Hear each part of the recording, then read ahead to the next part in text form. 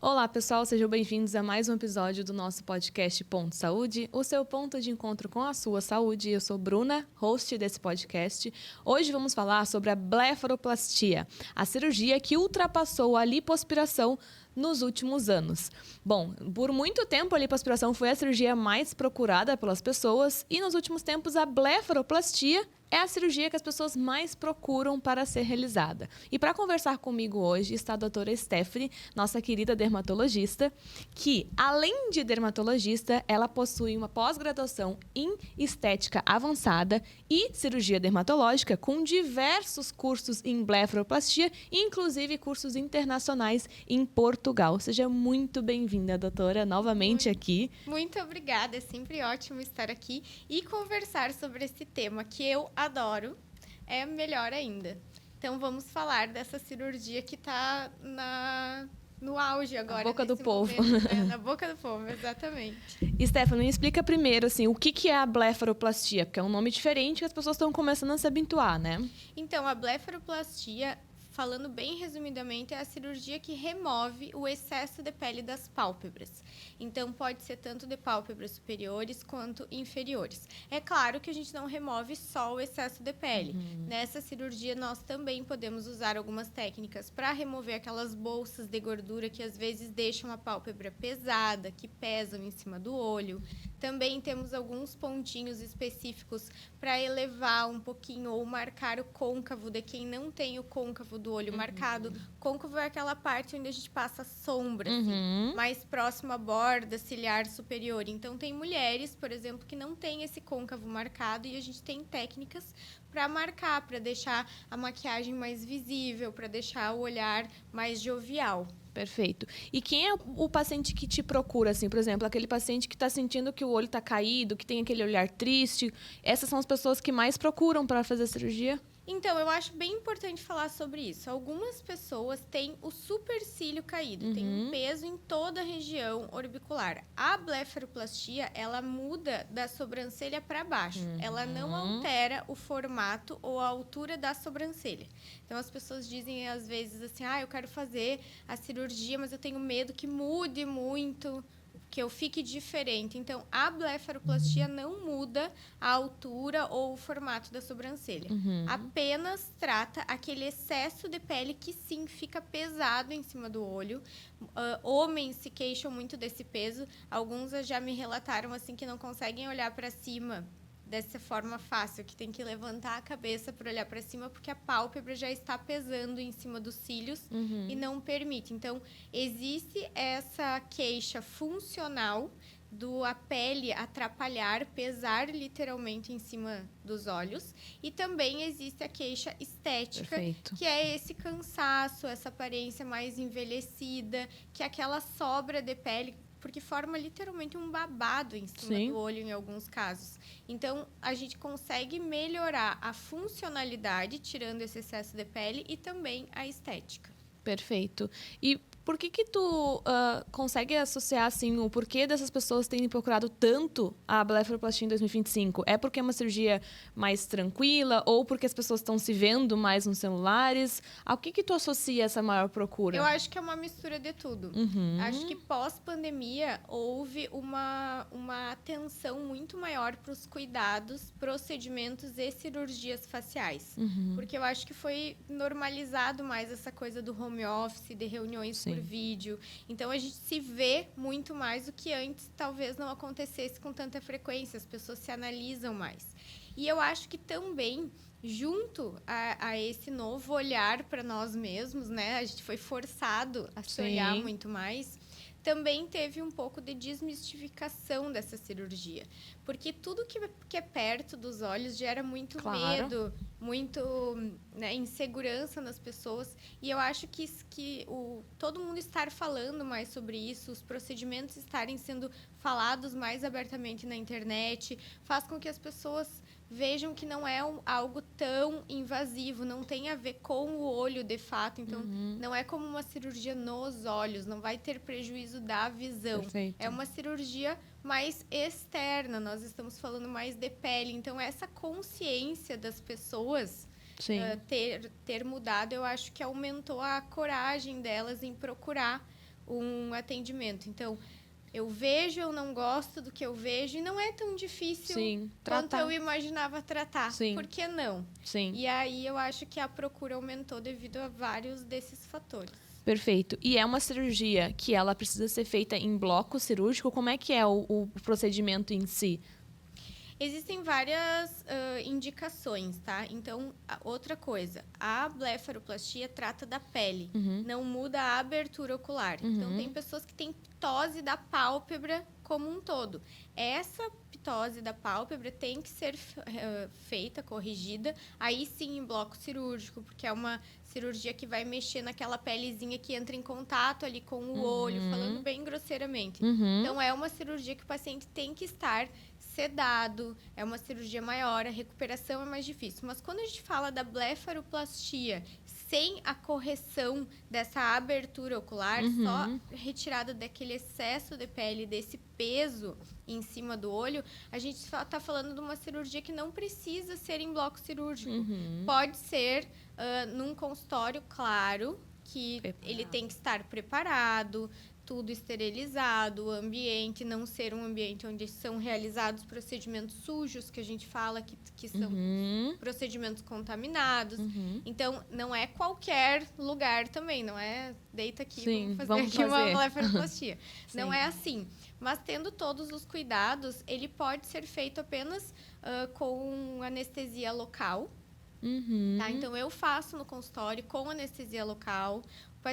O procedimento dura em torno de 1 hora e pouquinho. Então, é um procedimento rápido. O paciente chega, a gente faz anestesia local, ele fica ali acordadinho, nós ficamos conversando, inclusive, durante a cirurgia. Alguns dormem, é bem verdade, dão uma cochiladinha, mas não precisa de uma sedação mais profunda ou de anestesia para fazer. Perfeito. Quando é essa correção mais simples. Então, isso vai ser avaliado em consulta. Muitos pacientes, a gente diz, olha, tu precisa de uma cirurgia maior para corrigir isso que está te incomodando, porque além da pele, tem uma deficiência da musculatura ao redor do olho. Tu precisa de um tratamento mais avançado, mais profundo, ou me fugiu o termo agora.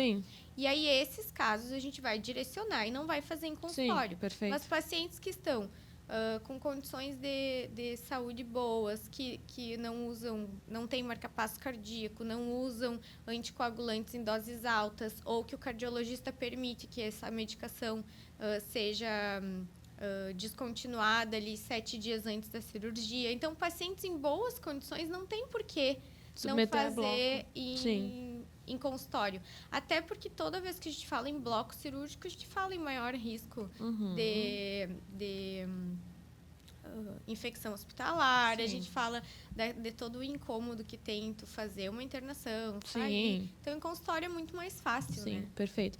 Vale só a gente deixar aqui o alerta, né, porque sempre quando vem um boom, né, de todas as procedimentos estéticos, sejam eles quais for, as pessoas começam a ir em locais que não são tão adequados, procurar locais mais baratos, né? E aí vai o alerta, né? Não é qualquer lugar que pode ser feito uma blefaroplastia. Tem que ser feito com uma avaliação médica muito bem estruturada, né? Eu acho importante dizer que é um procedimento médico. Cirúrgico, então, tu vai fazer eu sou dermatologista, tenho pós-graduação em cirurgia dermatológica, fiz treinamentos no exterior, no Brasil, nisso. Então, tu vai fazer isso com alguém que tem uma capacitação boa. Então, um cirurgião plástico, um oftalmo oculoplástico. Tu não vai fazer isso com um profissional não médico. Ninguém pode fazer uma coisa dessas, porque depois as consequências vêm. E aí tu vai acabar procurando um médico para resolver o problema e possivelmente vai gerar um transtorno muito maior do que já procurar num primeiro momento uma pessoa capacitada, né? Sim, perfeito. E quando a gente pensa em pós-operatório dessa cirurgia, como é que é? É um pós mais chatinho, um pós tranquilo? Em quanto tempo a pessoa pode retornar às suas atividades, por exemplo? Então, o pós, geralmente, os casos variam, né, Bruna? Tu sabe que as pessoas não são iguais, não tem uma fórmula de bolo. Mas, num geral, os primeiros 3 dias são os dias um pouco mais desconfortáveis, que a gente tem que colocar mais compressa fria, mais gelinho. Em 7 dias, já é removido os pontinhos já é liberado para o paciente usar protetor solar. Então, os primeiros 7 dias, enquanto está ali com os pontinhos, a gente pede um repouso relativo. O que é um repouso relativo? Pode assistir TV, mexer no computador, no celular, fazer coisas básicas dentro de casa. Eu peço os primeiros 3 dias para não sair de casa no sentido de dirigir, porque tem muito edema. Sim. E o edema pode atrapalhar o campo visual. Sim. A gente também não quer que a pessoa se exponha a risco de bater, Sim. de fazer um trauma. Então, eu peço os primeiros 3 dias de um repouso um pouquinho mais intenso. Depois, já pode ir no mercado, tendo todos os cuidados, não baixando muito a cabeça. 7 dias, remove os pontinhos, volta para uma vida mais normal. 15 dias já pode voltar para academia, desde que não sejam esportes que têm risco de trauma. Então, não vai jogar vôlei, futebol, beach tênis, tênis. Aí eu libero a partir de 30 dias para esportes assim. Mas 7 dias já pode voltar para academia, fazer caminhada, um treino não tão pesado. Sim. Então, eu acho uma recuperação tranquila. Sim. Os primeiros 7 dias é que são um pouquinho mais chatos. Sim. E quando a gente pensa assim, em flacidez, porque a blefaroplastia ela vai tratar a flacidez da pálpebra e a questão da parte inferior. O que é possível fazer para a parte inferior? O que é o tratamento da parte inferior? Então, a blefaroplastia ela pode ser apenas superior, apenas inferior ou combinada, que é quando a gente faz as duas no mesmo dia. Algumas pacientes têm muito mais pele na pálpebra superior do que na inferior, não tendo indicação de fazer um tratamento combinado já num primeiro momento. Então, muitas vezes, eu diria que na maioria das vezes a gente faz a pálpebra superior e na pálpebra inferior nós podemos no mesmo dia fazer laser e peelings com ótimos resultados. Perfeito. Então, dá para tratar, aproveitar que a paciente vai estar aqueles 7 dias se cuidando da recuperação da pálpebra superior para já fazer tratamentos que ajudem nessa flacidez que não é tão intensa da pálpebra inferior. Perfeito. Quando o paciente já tem bolsas na região inferior, mesmo que não tendo tanta flacidez, aí muitas vezes a gente já opta por fazer a cirurgia para tratar essas bolsas. Porque aí elas são mais cirúrgicas mesmo. A gente tem até os esvaziadores, né? Os empters, que podem ser usados nessas bolsinhas. Então, quando elas são pequenininhas, dá pra gente tratar sem cirurgia. Mas em alguns casos mesmo, de bolsas muito evidentes, o tratamento é cirúrgico. E a gente faz na mesma sessão. E existe algum caso, assim, como tu mesmo comentou, eu queria entrar nesse tópico dos tratamentos não cirúrgicos. Claro, a gente tá falando aqui da blefaro, mas a queixa da blefaro é a flacidez, né? O olhar caído. Existe algum tratamento não cirúrgico para tratar essas questões? Porque, às vezes, podem chegar até pacientes muito jovens, né? E que é indicado já fazer a blefaro ou a gente pode segurar com outros tratamentos? Então, eu acredito... Existem vários tratamentos. Nós podemos fazer laser, nós podemos fazer peelings nas pálpebras, que tem um poder de retração super bom. Então, tem opções, mas nada se compara à remoção da pele quando tem indicação. Sim. Então, nós temos graus diferentes de flacidez. Existe uma flacidez de pálpebra leve, existe moderada e existe a grave. Então, para casos de flacidez leve a moderada, os tratamentos podem ajudar muito, sim. Inclusive, a segurar um pouco, a fazer com que o paciente ganhe tempo até ter necessidade de fazer a blefaroplastia. Mas, para casos de flacidez intensa, de flacidez mais grave, é muito pobre o resultado. Sim. E, às vezes, se tu pegar, assim, quem for pesquisar na internet vai ver casos, assim, com melhora gigantesca com CO2, por exemplo. Então, fazer um CO2 bem forte e tal, faz uma retração faz. Mas a recuperação, às vezes, é pior do que a recuperação da blefaro. Sim. E né, vai voltar aquela flacidez antes. Então, eu oriento, geralmente, tratamentos, assim, para quem tem uma flacidez leve a moderada. Que aquela retração vai realmente fazer uma grande diferença. Quem já tem uma flacidez mais intensa... O melhor eu ainda acho que é a cirurgia. E a gente tem uma outra cirurgia que ela é parecida com a blefaro, mas ela é da sobrancelha, que também trata. Como é que é essa cirurgia? É o lifting de supercílio, conhecido como cirurgia de Castanhares. Então, a gente faz uma incisão bem na bordinha superior da sobrancelha, até a cauda da sobrancelha, mais ou menos do meio até a cauda, para elevar o supercílio. Porque algumas pessoas acham que tem muita flacidez de pele na pálpebra e que isso está deixando o olhar cansado. Mas quando o peso é no supercílio, tu pode até remover o excesso de pele da pálpebra, mas não vai elevar e abrir aquele olhar. Então, essa cirurgia é uma cirurgia combinada que eu amo muito, que é quando o paciente tem peso no supercílio e tem flacidez na pálpebra. A gente faz, no mesmo momento cirúrgico, a retirada do excesso de pele da pálpebra e já eleva a cauda da sobrancelha, abrindo o olhar. E isso faz uma diferença gigantesca. Sim. É uma cirurgia que eu adoro, eu acho que o resultado é muito bom. Algumas pacientes têm, inclusive, indicação de fazer apenas o lifting do supercílio. Nem tem indicação de fazer a blefaro ainda. Porque não tem a flacidez, ela tem só a queda. Tem a queda do supercílio, que às vezes é pela estrutura óssea e facial de cada um, né? Então, às vezes, o paciente vem buscando, eu quero fazer toxina botulínica no terço superior para erguer a sobrancelha, mas a musculatura dela não sobe. Sim. Então, ela não vai arquear com o botox, ou para ter esse arqueamento, vai ter que preservar todas as rugas na lateral. Então, é aquela pessoa que eu acho estranho quando fica com a região central da testa lisa e a região lateral mantendo as ruguinhas. Para esses casos, é melhor fazer o lifting do supercílio, porque aí a gente consegue ter uma abertura do olhar permanente e aí pode aplicar a toxina botulínica para acabar com as ruguinhas. Sim. É o melhor dos mundos. Sim. Olha como a gente tem alternativas diferentes, né, para pacientes diferentes.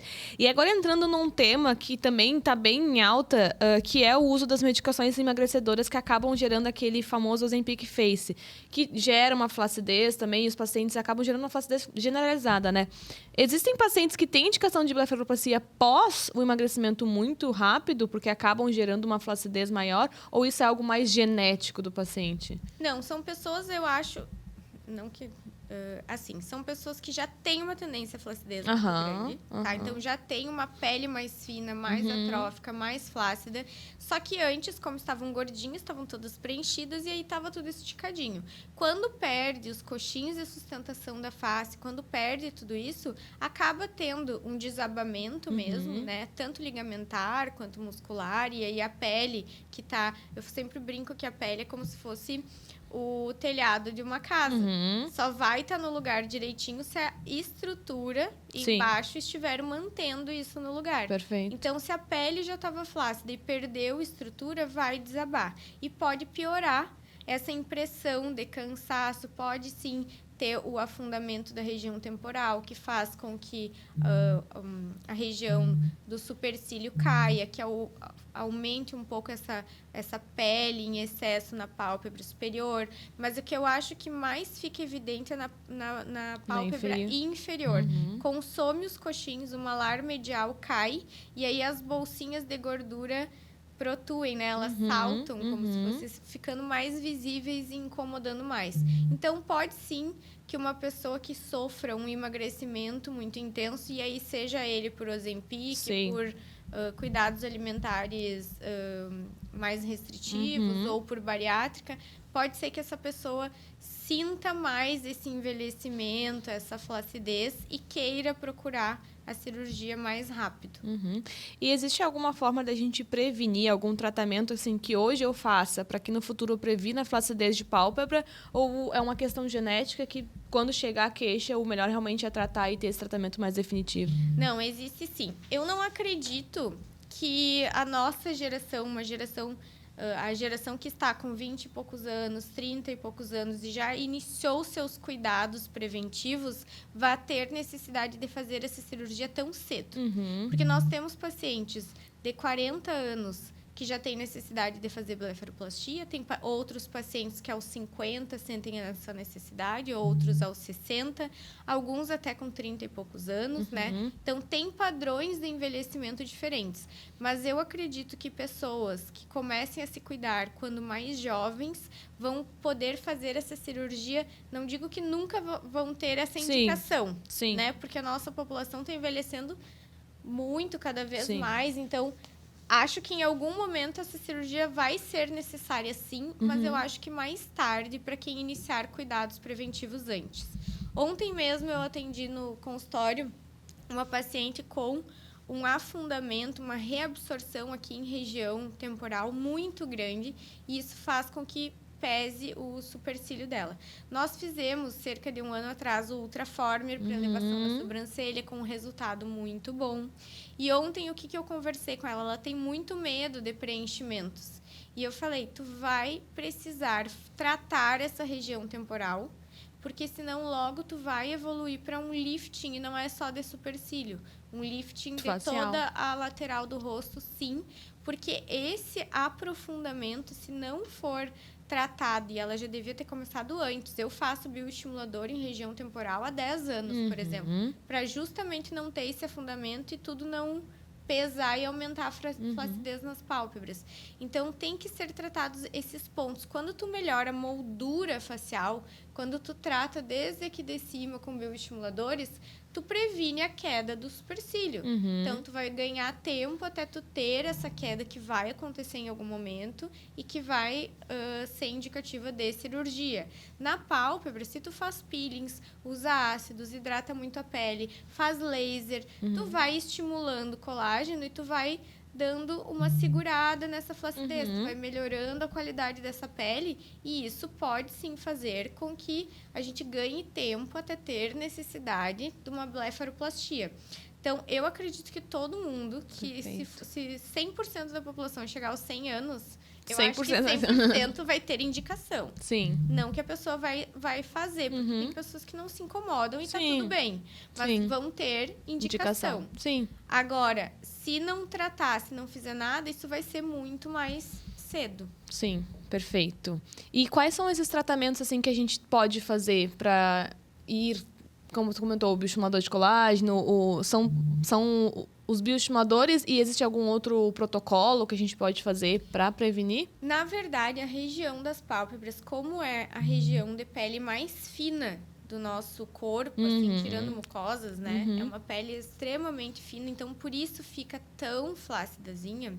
Eu acho que a associação de procedimentos é o melhor caminho. E não precisa ser uma associação todas na mesma sessão. É ir variando os estímulos. Então, faz fios de PDO lisos para estímulo de colágeno, que funciona como bioestimulador, que pode ser feito nessa região, porque não são todos que podem ser feitos na região palpebral. Aí, faz laser, diferentes tipos de laser. Então, faz um laser fracionado não ablativo. No inverno, faz um ablativo.